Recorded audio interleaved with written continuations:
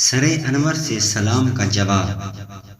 حضرت سیدنا شیخ ابو الحسن تمار رحمۃ اللہ علیہ سر انور کی زیارت کے لیے جب مشہد مبارک کے پاس حاضر ہوتے تو عرض کرتے السلام علیکم، اور اس کا جواب سنتے وعلیکم السلام یا ابو الحسن۔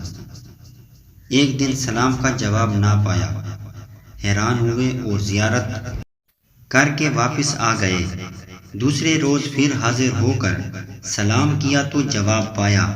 عرض کی یا سیدی، کل جواب سے مشرف نہ ہوا، کیا وجہ تھی؟ فرمایا اے ابو الحسن، کل اس وقت میں اپنے نانا جان رحمت عالم صلی اللہ علیہ وآلہ وسلم سے باتوں میں مشغول تھا۔ جدا ہوتی ہے جانیں جسم سے، جانا سے ملتے ہیں، ہوئی ہے کربلا میں گرم مجلس مثل فرقت کی۔ شیخ کریم الدین خلوتی رحمۃ اللہ علیہ فرماتے ہیں کہ میں نے رسول اللہ صلی اللہ علیہ وآلہ وسلم کی اجازت سے اس مقام کی زیارت کی ہے۔ اسی منظر پہ ہے ہر جانب سے لاکھوں کی نگاہیں ہیں، اسی عالم کو آنکھیں تک رہی ہیں ساری خلقت کی۔ سر انور کی عجیب برکت منقول ہے مصر کے سلطان مالک ناصر کو ایک شخص کی متعلق اطلاع دی گئی کہ یہ شخص جانتا ہے کہ اس محل میں خزانہ کہاں دفن ہے، مگر بتاتا نہیں۔ سلطان نے اگلوانے کے لیے اس کی تہذیب یعنی اذیت دینے کا حکم دیا۔